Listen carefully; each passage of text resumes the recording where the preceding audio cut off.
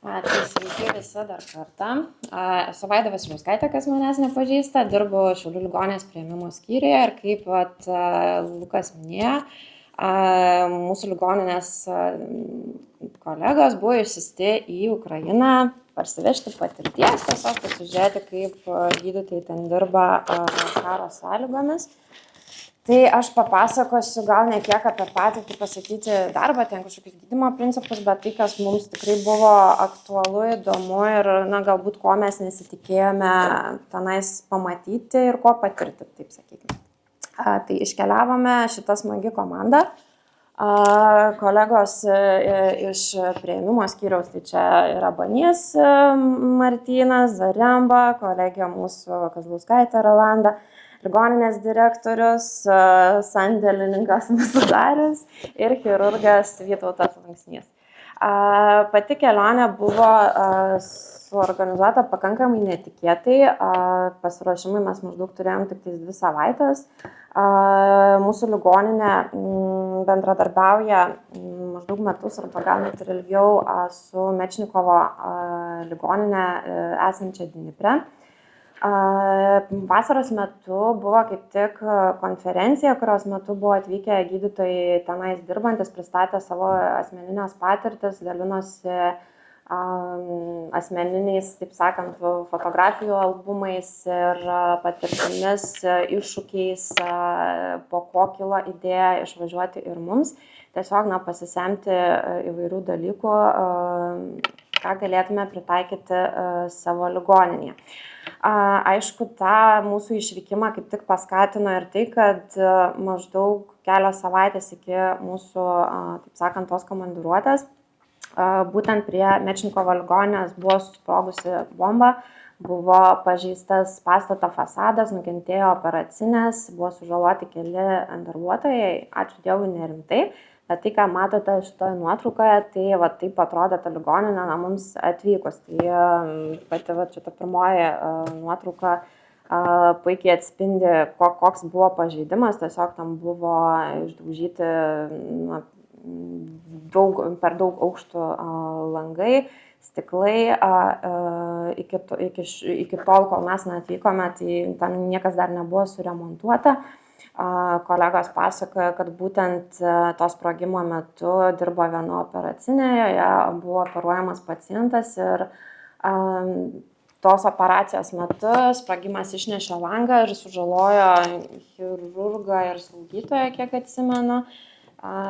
Bet jie žmonės yra drąsūs ir nepasiduodantis taip lengvai, tiesiog įsivertino savo sužalojimus ir tęsė operacijas toliau. Tai va.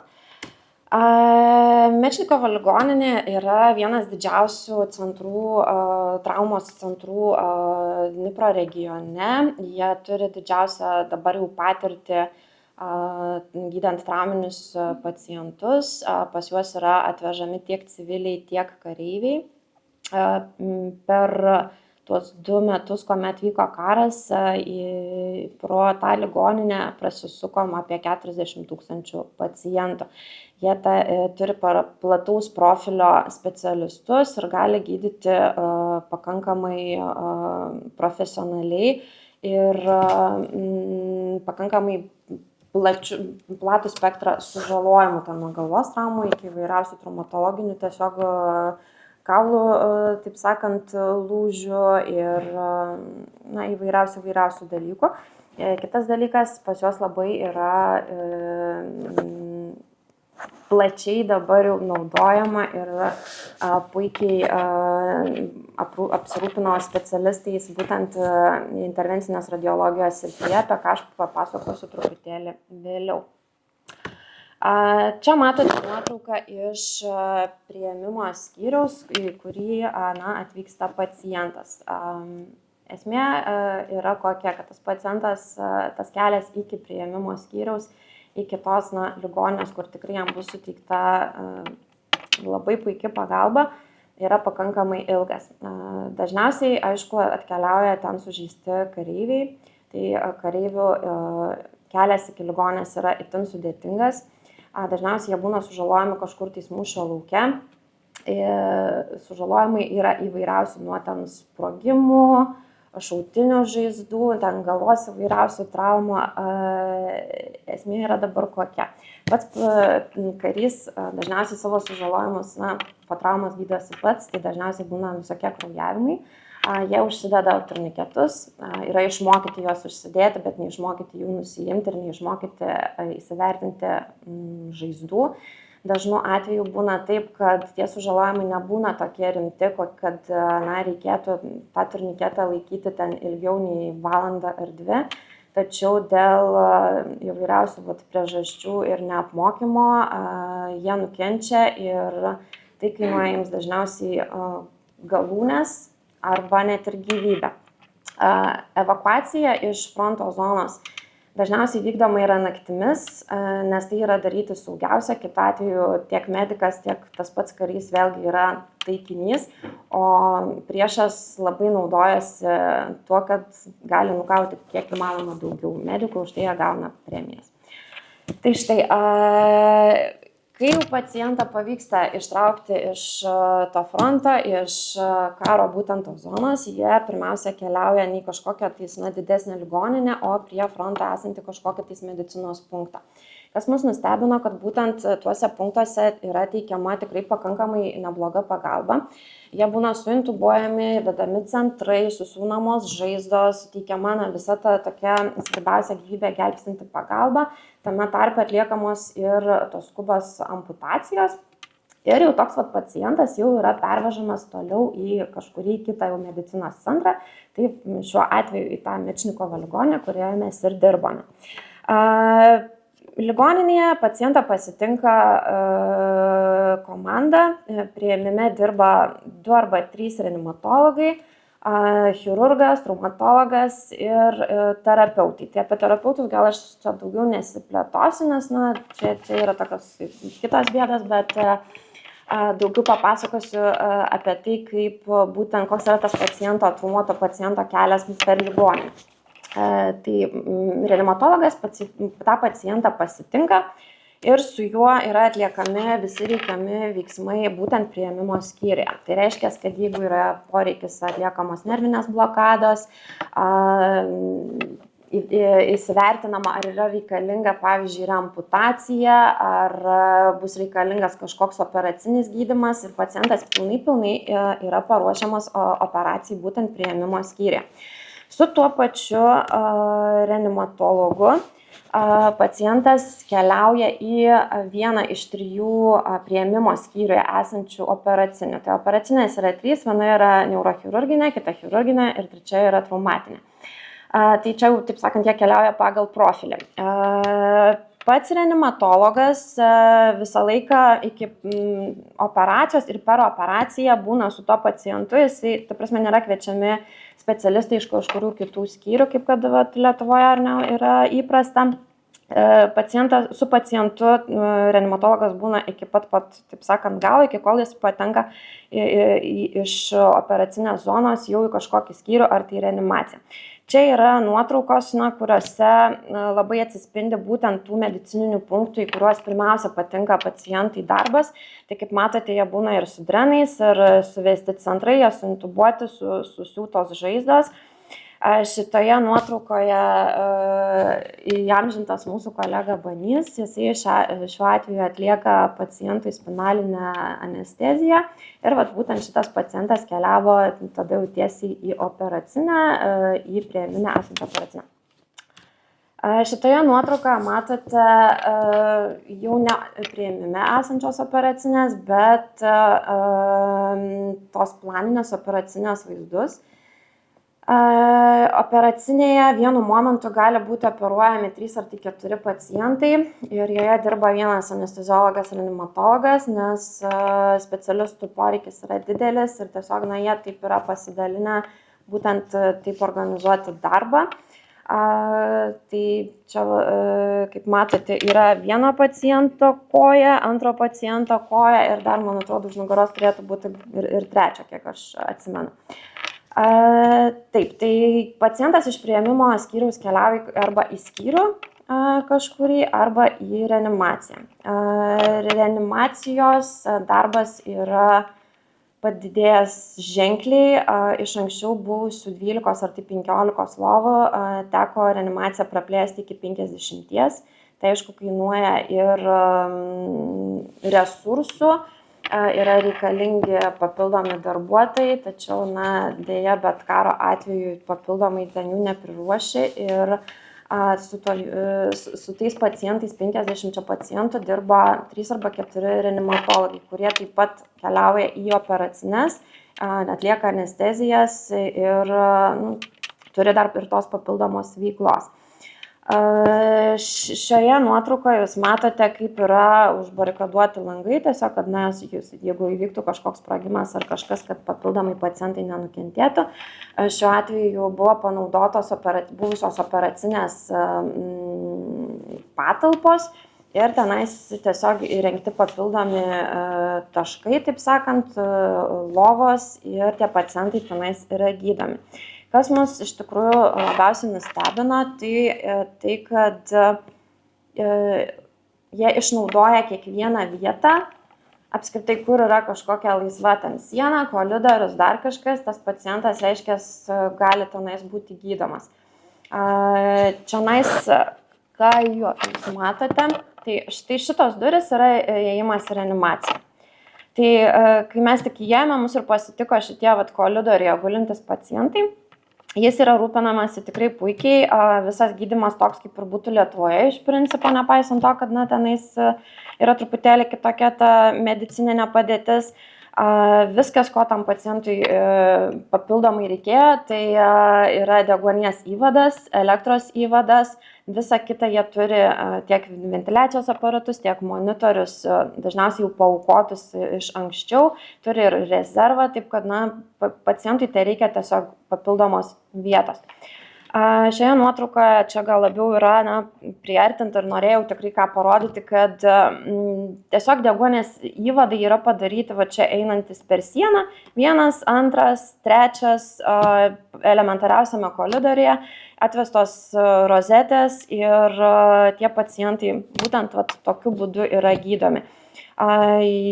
Išeikvojama iš principo yra tikrai įvairiausios vietos, įvairiausi koridoriai ir tiek, kiek eini per visą reanimaciją, tiek tie pacientai iš principo ir guli, tikrai nebūtinai ten tuose reanimacinėse patalpose, kas mums yra įprasta, ar ne? Tai čia vėlgi asociatyvi nuotrauka. Tų pacientų pats srautas yra didžiulis, jie dažniausiai užtrunka 2-3 paras toje ligoninėje, paskui būna pervežami kažkur tais kitur. Šioje nuotraukoje matote vieną iš pastoviai dirbančių hemodializės aparatų. Tai kas mums buvo labai neįprasta, kad pacientai, kurie atvažiuoja, pavyzdžiui, po turniketų sužalojimų, ypatingai ten su gangrenuojančiom galūnėm, kurie yra pragulėję pakankamai ilgai, kuriems yra besivystantis inkstų nepakankamumai, jie nekeliauja iš karto į operacinę. Jie keliauja atlikti pirmiausia dializės. Tuomet būna pašalinama ta galūnė ir vėl jie keliauja dializuotis. Tokiu būdu jie pastebėjo, kad yra išsaugoma daugiau gyvybių, yra daug geresnės išeitis ir tie pacientai išgyvena. Šiuo momentu jie kaip tik ten daro mokslinius tyrimus, darosi savos tokias kaip ir metodikas, kol kas tų rezultatų dar nėra paskelbta. Tačiau, manau, neužilgo bus galima kažkur apie juos sužinoti. Didelė dalis pacientų yra patyrę multidisciplininius visokius sužalojimus, tiek pilvo, tiek galvos, tiek įvairiausius kaulų lūžius, kas yra tikrai labai svarbu, kad didžioji dalis pacientų yra su išorinės fiksacijos įvairiausiais įtvarais. Vienas iš tų pacientų turėjo kompartmento sindromą, jis taip pat tuo momentu gulėjo ligoninės reanimacijos skyriuje ir jam taip pat buvo taikomas ir dializės, tačiau tas pacientas buvo sąmoningas ir orientuotas, tai gydymas ten vyksta taip, iš principo tokių pacientų reanimacijoje yra tikrai labai labai daug. Tai kaip minėjau, tie pacientai, kurie atkeliauja į ligoninę, jiems yra ten suteikiama pagalba tokia, kad jie yra išoperuojami ir paruošiami, taip sakant, tolesniam tam pervežimui. Pervežami yra tie žmonės, kuriems nebereikalingos kažkokios chirurginės intervencijos, šiaip kažkokios procedūros, kurias gali atlikti tik tais ta ligoninė. Ir tolesniam tam gydymui, ten antibiotikų leidimui, kažkokių žaizdų ten priežiūrai ir panašiai, jie yra toliau siunčiami jau į Ukrainos gilumą. Kiekvieną savaitę, net kelis kartus per savaitę į skirtingus miestus yra vykdoma evakuacija. Evakuacija yra toksai procesas, kuomet krūva, tikrai didelė dauguma pacientų būna išvežami arba autobusais, arba traukiniais į visai kitus Ukrainos regionus. Dieną prieš tą evakuaciją į ligoninę atvyksta koordinatorius, kuris įsivertina pacientus, kuriuos ligoninė yra paruošusi išvežti. Jisai kiekvieną pacientą apsižiūri, įsivertina, ar jis tikrai išgyvens, taip sakant, tą kelionę, ar jis yra pakankamai saugu įvežti. Ir tuomet nusprendžia, kad imu tą pacientą arba neimu. Jeigu paciento vis dėlto kažkurio teisme negali paimti, tai tuomet dažniausiai būna pasiūlomas dar kažkoks stabilesnis, sakykime, žmogus ir užimamos tos vietos tiem pacientų išvežimui. Čia, ką matote, tai yra greitosios, kurios taip pat vykdo tas evakuacijas.